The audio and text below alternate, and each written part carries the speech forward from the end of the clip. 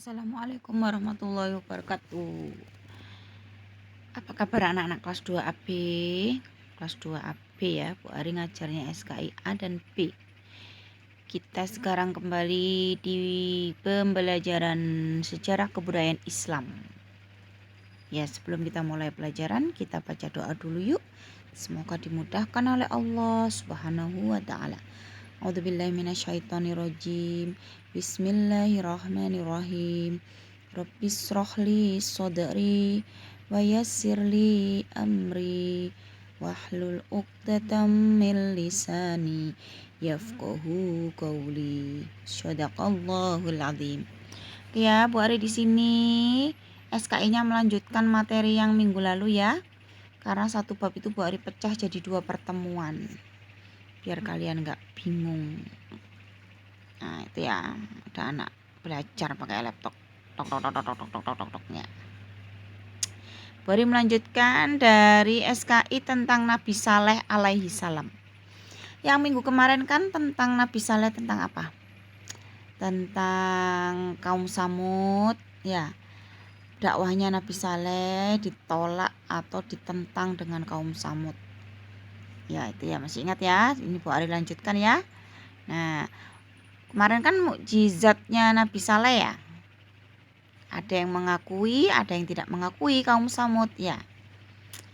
Unta betina Nabi Saleh alaihi salam. Nah, Nabi Saleh berpesan kepada umatnya, unta ini mukjizat dari Tuhanku yaitu Allah Subhanahu wa taala.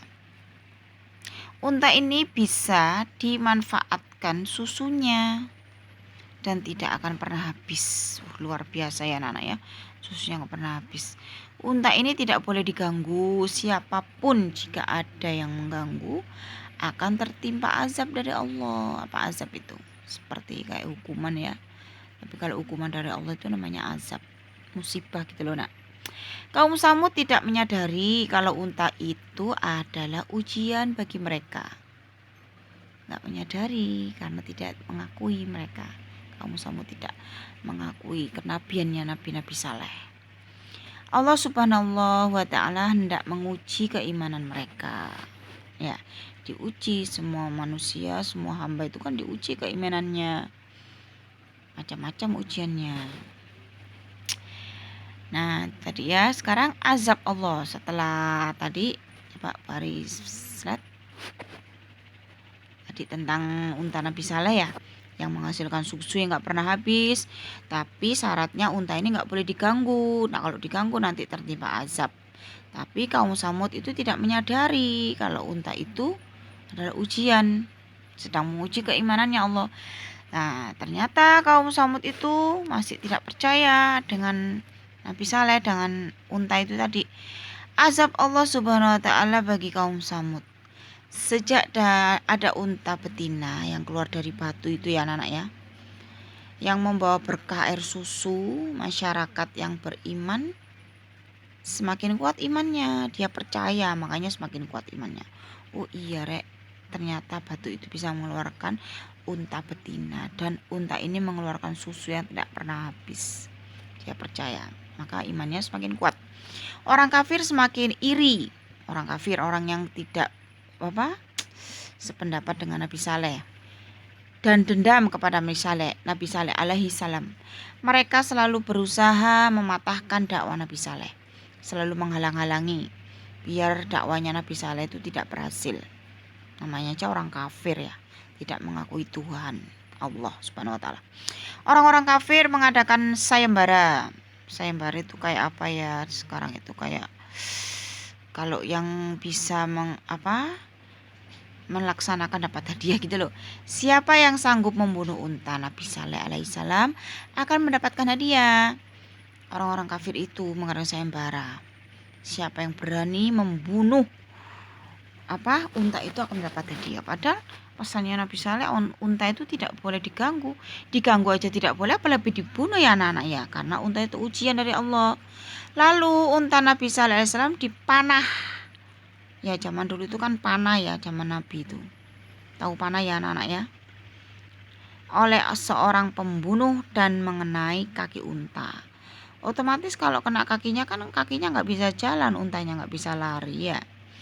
Mereka berhasil membunuh unta dan mendapatkan hadiah. Nah, mendapatkan hadiah dari orang kafir tadi. Dia memenangkan sayembara.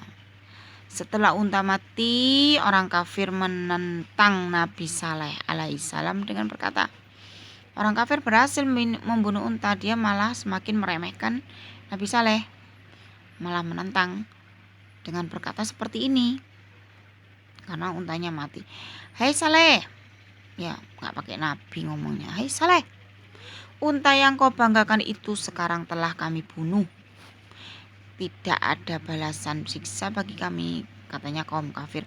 Mana balasan siksa dari Allah, buktinya nggak ada apa-apa. Maksudnya ke orang kafir seperti itu. Padahal pikirnya Nabi Saleh, tunggu saja ya. Lalu Nabi Saleh berkata, kalian telah membuat dosa besar sekarang. Kalian bisa bersenang-senang 3 hari ini. Maksudnya itu tunggu 3 hari ini. Tunggu saja. Ancaman yang dijanjikan oleh Allah Subhanahu wa taala telah datang. Waktu 3 hari terlewati, yang seharusnya 3 hari itu ada kesempatan untuk kaum Samud bertobat sebelum azab Allah datang. Maksudnya Nabi Saleh gitu. Bertobatlah dalam 3 hari sebelum azab Allah datang, karena azab Allah itu nyata. Menyadari kesalahannya, malah mengejek Nabi Saleh alaihissalam. Gak percaya orang kafir itu malah mengejek, menghina. Ya, ngilok-ngilok no Nabi Saleh. Kaum Samud berniat membunuh Nabi Saleh, sudah mengejek malah mau membunuh. Sebelum siksa Allah datang. Pikirnya orang kafir, dibunuh aja Nabi Saleh ini sebelum siksa Allah datang. Ya, ternyata Nabi Saleh dilindungi sama Allah. Allah Subhanahu wa taala Maha melindungi hambanya yang benar. Ya, makanya kalian dalam keadaan apapun harus di jalan yang benar ya, nak ya, jujur terutama. Kaum Samud gagal membunuh Nabi Saleh alaihissalam karena Nabi Saleh selalu dilindungi oleh Allah. Esok harinya kaum Samud disambar petir yang meledak. Nah, itu azab Allah yang dijanjikan oleh Allah. Tiba-tiba ada petir meledak keras, menggelegar, membelah angkasa bumi. Saking kerasnya sampai buminya itu terbelah, nak. Insya Allah kiamat itu ya. Allah Subhanahu wa taala juga murka. Murka itu marah besar dengan kesombongan kaum Samud. Karena kaum Samud itu sombong, namanya orang kafir itu sombong, merasa bisa semuanya, merasa punya semuanya ya. Dan gempa menghancurkan rumah-rumah yang megah. Rumah-rumah yang dipahat itu loh dari gunung itu hancur. Padahal dari gunung yang anggapannya orang kafir itu megah, nggak akan roboh. Tidak ada seorang pun yang selamat kecuali pengikutnya Nabi Saleh alaihissalam. Orang kafir yang menentang Nabi Saleh alaihissalam semuanya musnah, hancur, kena petir yang menggelegar tadi. Kecuali pengikut Nabi Saleh yang beriman, yang mau mengikuti dakwah-dakwah Nabi Saleh. Nah, itu tadi ya anak-anak ya. Sekarang kita menuju keteladanan Nabi Saleh alaihissalam. Keteladanan itu yang patut kita contoh berarti ya, sikap-sikap yang baik. 1, jangan pernah putus asa dalam berdakwah meski ada yang menghalangi. Nabi Saleh nggak pernah putus asa, meskipun banyak menghalangi, sekalipun ada yang membunuh, dia tetap maju terus karena dia merasa dilindungi oleh Allah, minta perlindungan Allah di jalan yang benar. Kita harus menyembah Allah Subhanahu wa taala, nggak boleh menyembah selain Allah ya. Itu namanya syirik, dosa yang sangat tidak diampuni. Dosa apapun itu diampuni ya nak ya sama Allah. Membunuh, berbohong, berzina atau apa itu diampuni sama Allah kalau orang taubat. Tapi kalau sudah syirik, menyekutukan Allah, menduakan Allah, itu sangat tidak diampuni. 3, kita melaksanakan perintah Allah Subhanahu wa taala dan menjauhi larangannya. Apa perintahnya? Yaitu sholat, ngaji, patuh pada orang tua ya, nurut, enggak boleh membantah. Menjauhi larangannya ya. Apabila ada kaum berbuat dosa atau durhaka, melanggar perintah Allah Subhanahu wa taala, akan dibinasakannya. Nah, janji Allah itu nyata ya, nak ya. Azab Allah itu nyata kalau ada orang melanggar, pasti dikasih azab sama Allah. 5, jika Allah Subhanahu wa taala berkehendak, berkeinginan ya sesuatu, maka terjadilah. Allah kan mas segala-galanya yang menentukan semuanya. Kun fayakun, kamu terjadi ini karena kamu melanggar, langsung dijadikan ini. Ya, makanya kita harus tetap gak pernah luput untuk memohon pertolongan sama Allah. Kita itu nggak ada apa-apanya ya kalau di hadapan Allah, enak ya. Makanya kita itu harus tetap berdoa. Itu tadi anak-anak ya, sikap sikap kisah Nabi Saleh. Apa tadi? Keteladanan, azab kaum Samud, ya, azabnya kaum Samud yang tidak mengakui kenabian Saleh, menentang, yang mau membunuh. Nah, dari cerita ini kira-kira hikmah apa yang kalian ambil? Satu, nggak boleh sombong, nggak boleh merasa punya segalanya. Semua itu milik Allah. Kalau kita sudah diambil semuanya sama Allah, kita bisa apa? Ya, nggak boleh berputus asa dalam kebaikan, dalam kebenaran. Tidak boleh menyekutukan Allah. Kita harus menyembah Allah, ya.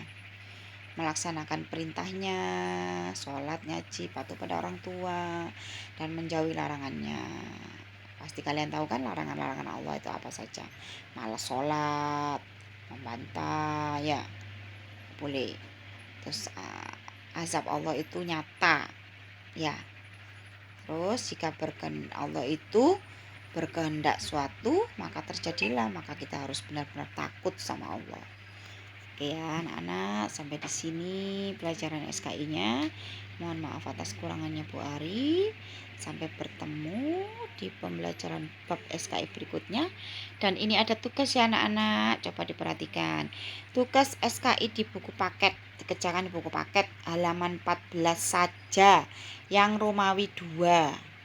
Difoto, dikirim ke WA-nya Bu Ari. Tolong tulisannya yang jelas enak ya, pensilnya ya. Itu ya, halaman 14 yang Romawi 2 saja. Oke, terima kasih anak-anak, sampai di sini pembelajarannya.